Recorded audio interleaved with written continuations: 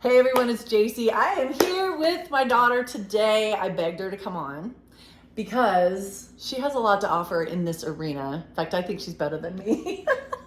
What we're going to talk about today is how to make healthy eating easy, convenient. I get so many people that stress about this part. I know this is very scary for a lot of people that are starting that journey. And the reason I had Lex come with me on this video is because she is a bachelor's in nutrition. She's a certified nutrition coach. She is a certified personal trainer, and you've coached a lot of people. You've actually spent years coaching this and on her own journey to learn her own whole food eating. And the other reason is because this is the interesting thing. You'd think we were very similar, but we actually eat very different.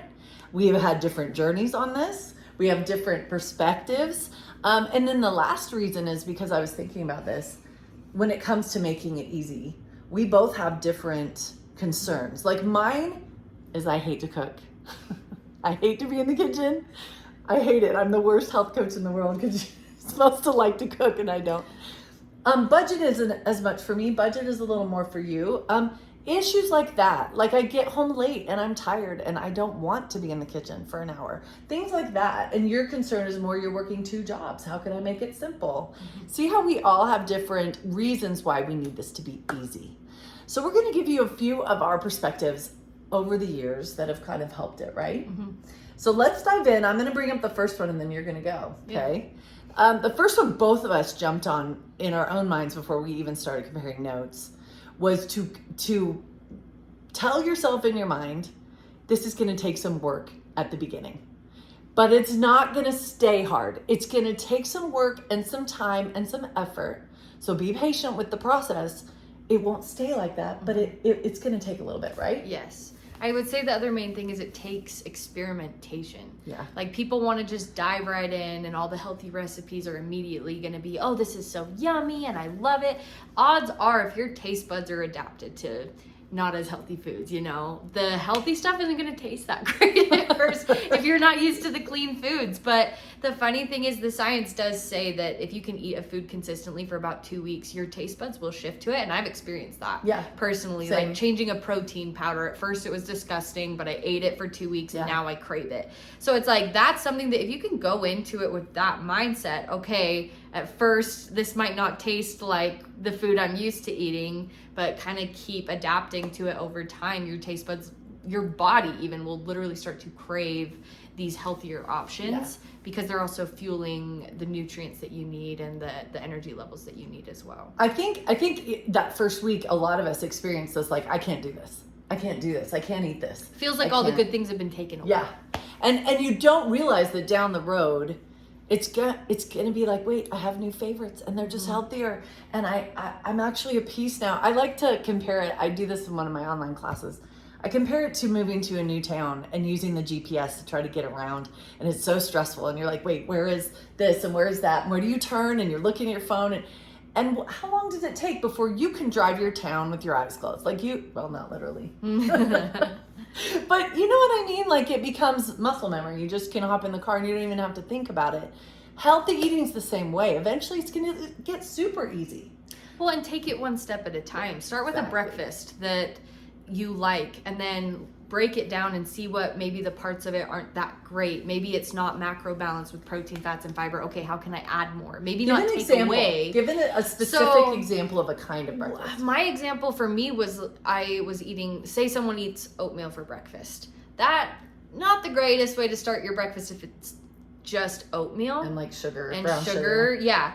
But then say you add protein powder or you add peanut butter and Greek yogurt and chia seeds and fruits and nuts and seeds and all these things. And suddenly you've stacked up a meal that is balanced, that's going to fill you, fuel you, and keep you through the day. But you've kept essentially the same meal. You've just built it. Tweaked it. So if you can take the things you're already consistently eating and take out the unhealthy ingredient and swap it for a healthier one or add other things to it or throw the side of veggies on it so it doesn't feel like all the things are being taken away but a lot is being added, that can be very helpful as well. Because then you don't just change 3 meals a day. You're keeping the same structure, just adapting the little things. I like your suggestion of just starting with breakfast or just starting, because that's where it gets overwhelming when we think we have to overhaul every meal all the time and eat if you eat the crap for a while and you just focus on good breakfast for a Yeah. while, or then you slowly just make it a play space, not a stressful space where it's like, I'm just going to play around with some new foods and new recipes at the pace I can handle, so that I don't get overwhelmed. Then this isn't, I'm going to get shut down and go right back to my old. That's where yo-yo dieting happens. Yeah. When you go 180 flip into this whole life, it's not going to be enjoyable. Like, for this to be sustainable, you have to be able to enjoy it. You have to be able to crave these foods. And so that is almost always achieved with slow, simple changes. Slow and one simple. at a time. I think the problem is we want to do weight loss too quick. We're like, And that's the problem. Yeah. I'm sorry, but if you want to lose weight quickly, it's not going to stay off. Yeah. You can lose weight quickly, but that weight almost never stays off. And Yeah. so it's that slow 1/2 pound a week weight loss that stays, and that changes your life. I mean, it takes us a lot to get into this state. For me, it was decades going into that unhealthy state. So it's not going to turn around in a week. It's a whole lifestyle change. And the body adapts to what you consistently do. It wants to recognize the consistency of new patterns. And so if you can consistently change your breakfast or consistently change 3 meals, it will adapt to them. It will take some time. But if you change all of them at once and then fall and have a weekend where you don't eat anything great, and then you're just going back and forth, there's not going to be any positive adaptation because the body can't recognize a consistent positive pattern. So slow, to adapt to. slow and steady. I love that. Those little consistent changes. Now, if you are saying, wait a second, you guys, like, where do I start to even learn what healthy oatmeal is or how to make it? Or we'll put some links in the description box of just some places we would suggest to start, just a few favorites maybe. And then you can kind of spiral from there and ask around or do some research as fast as you're able. But take your time, deep breath, lots of grace, lots of prayer, and just make it a play space where you're like, I'm going to really have fun with learning foods that are healthy and that I like. Well, and the thing is, every body is so different. Every individual need is going to be different from the next. So one person's diet that they thrive on is not what you're going to thrive on. And so that's why I say it takes experimentation. Try a meal, try it multiple times, see if you start to adapt to it. Maybe that it's going to make your gut feel funky. Maybe that's not what we want to go with. But the more that you can simplify it and keep it to simple, clean, whole foods built together, not crazy 20 ingredients, complex recipes. I'm the type that dinner is just a meat and a veggie a lot of the time, and and that, to me, it keeps my blood sugar leveled. It's a good way to end the day with just a smaller meal. I feel great that way. But some people might need a more big complex meal to feed an entire family. So it's just individual. You have to experiment to find what works for you. That kind of builds right into our second point that we were talking about. Is the biggest thing that used to shut me down as one that hates to cook, again, is I would get cookbooks from like the library, or that was pre like Instagram. Cookbooks are so hard. But they're overwhelming. No, There's I 20 can't. ingredients you don't know, and I would get shut down. But our second point that we both agreed on was keep meals simple. You don't have to do this whole complex, simple foods. For instance, I eat eggs almost every day. Every day. Do you? It's just easy. It's good. The egg, not just the egg whites. Like, I eat eggs in different forms with different things, but that's just a staple, a simple staple that I don't have to cook a big complicated thing. We both have real regular staple simple meals that we go back to again and again, right? I eat the same thing every day. Yeah. I know not everyone can do that, but that, again, that's a consistent pattern that my body can recognize and adapt to. My gut will adapt to the microbiome, the bacteria, to break it down. It recognizes those patterns, and that is when you're going to feel your best. Well, and you were telling me, you think about how previous generations have eaten. They didn't have the whole Walmart to choose from. They were very seasonally simple. What they could hunt and gather, and it was the same foods based on that environment that they were in. And so the gut does adjust to what it can consistently get, because it knows to recognize the food in the environment. But we just eat whatever we can buy. We eat processed things, and it's constantly different things hitting the system. And that's why there's so many people with compromised gut health today too. So simplicity, meaning even if you're one, like my husband's like this, he gets crazy. He can't eat the same thing every day like we do. Same breakfast, same. But what if when you're starting, you just pick 10 things that you know that you'll like. I mean, I'm that way with a smoothie, and with you have your basic 10, and get settled on those 10, have them in the house all the time. Then you can explore and add more once you're kind of stable. It doesn't mean you have to eat that way forever. Yeah. If you need more variety, you'll get there. You'll learn. But to just start out and have just some basic things that you can cycle through, right? And just berries, cheese, sourdough bread works pretty well for both of us. Greek yogurt, cottage cheese. There's just a lot of little things that build into meals. Okay. Like for me personally, my lunch right now is like, it started with maybe toast and eggs, and then it was avocado toast and eggs, and now I put cottage cheese on top of the avocado toast with eggs and egg whites for more protein, and it just built this tasty, filling meal. But you didn't get there it took a long time, and it just kind of like builds to something like that. But if you start with just sourdough toast and eggs, gets you some carbs, fiber, fats, protein, and it just builds from there. Okay. The third thing that we were talking about, well, we don't want to go too deep into this because it could be a whole different video, right? And I want to tell you, I will put a link below to my faith-based 101 class, goes deep into this. So if you resonate with this and go, I want to learn more about that, check out my faith-based eating 101 below, and it will give you what you need.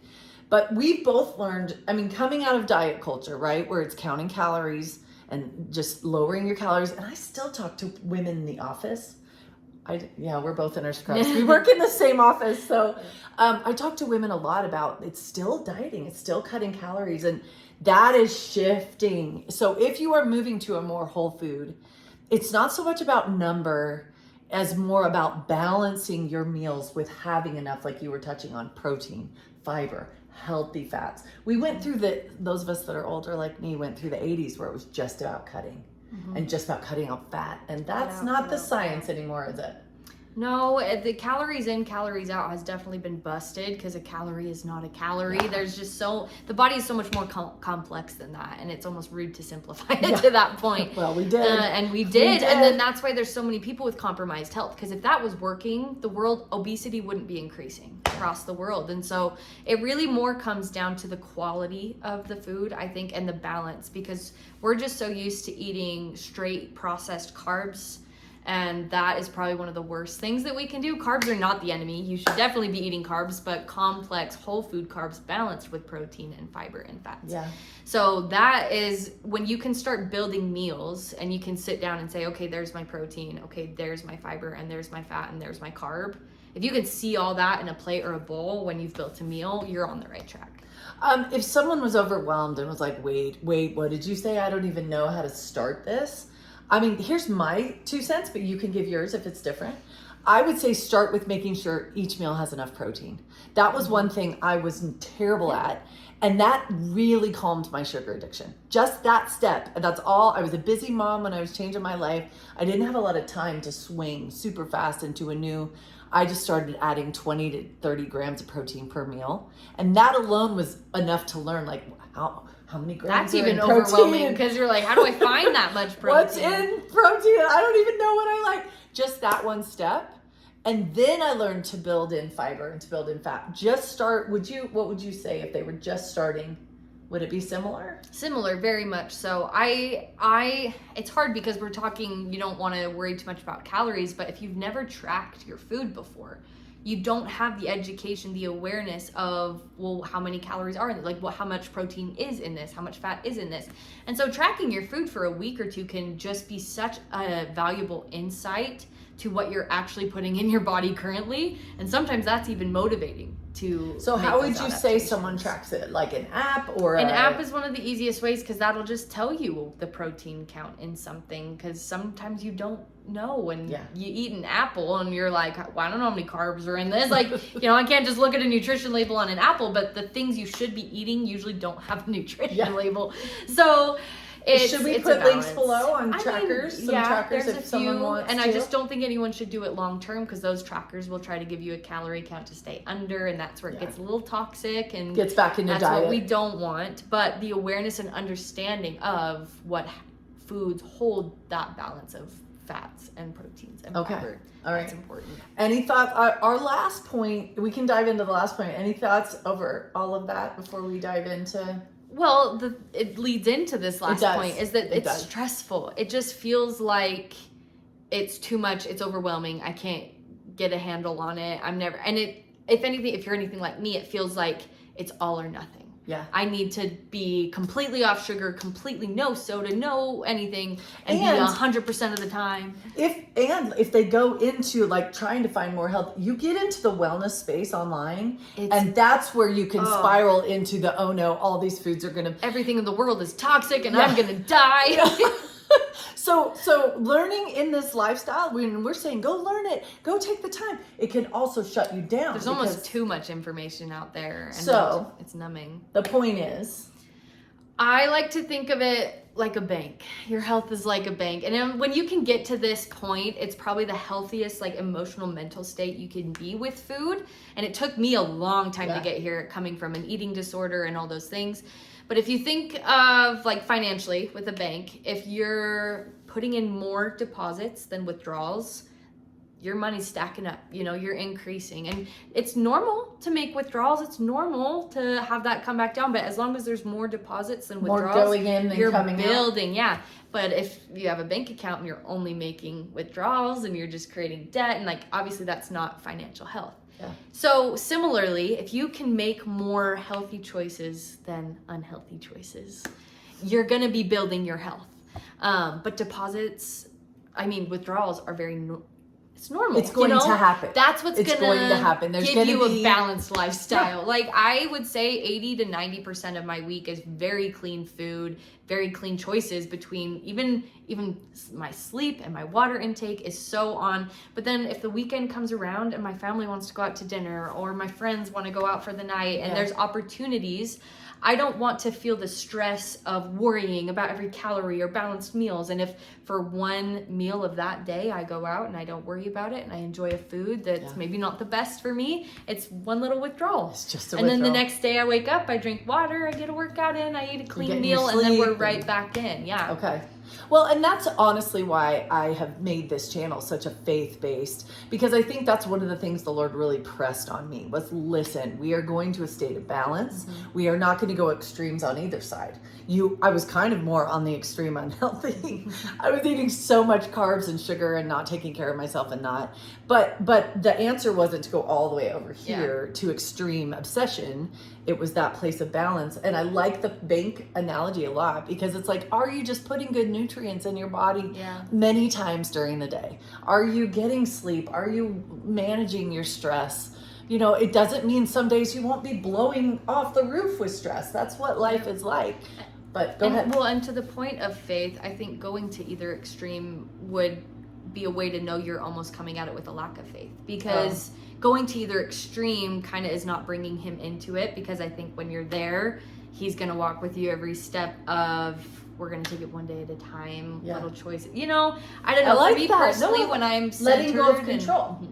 Yes. Letting go of control. Not having to have it all so under control, but that you can walk with it one day at a time. And I know I made this choice, but tomorrow we make a different choice. Yeah. And I think faith is kind of similar in that way. It's key. For me, the final point was, as I explored this world, and that's what we told you to do, is get in there, just explore, look at meal options and learn from people and listen for different ideas that'll work for you. I needed that faith guidance, because there were things people said, influencers said, that the Lord was very clear, like, nope, that's not for you. and even some of the stuff we say may not be for you. We're just providing kind of our experience over several years. Take what works, throw out what doesn't. Like, this is just kind of a perspective a little bit of, don't get overwhelmed, play with it, have fun with it, explore it, trust heavily in God to lead of what that's going to look like for you. I've watched you, for example, we have a few minutes left. I've watched you be in this space for probably hardcore 5 years, do you think? Since you really started trying. But her diet has shifted several times. She'll come to me and say, I was playing with really low carb. And then she'd come back to me and go, that didn't work. My body I consider myself my own guinea pig, because I study nutrition, so I want to know how different dietary changes affect you. But it's true that every time I learn something, I apply the science in my life, and I take what I learn and I move with it. And the way that my diet has changed over the years, when I look at it, is insane. Oh yeah. The amount of changes in the ways I've adapted, and I do think I finally settled in the healthiest place. And you're kind of higher fat, not high fat, but healthy fat. I'm not afraid of fat anymore.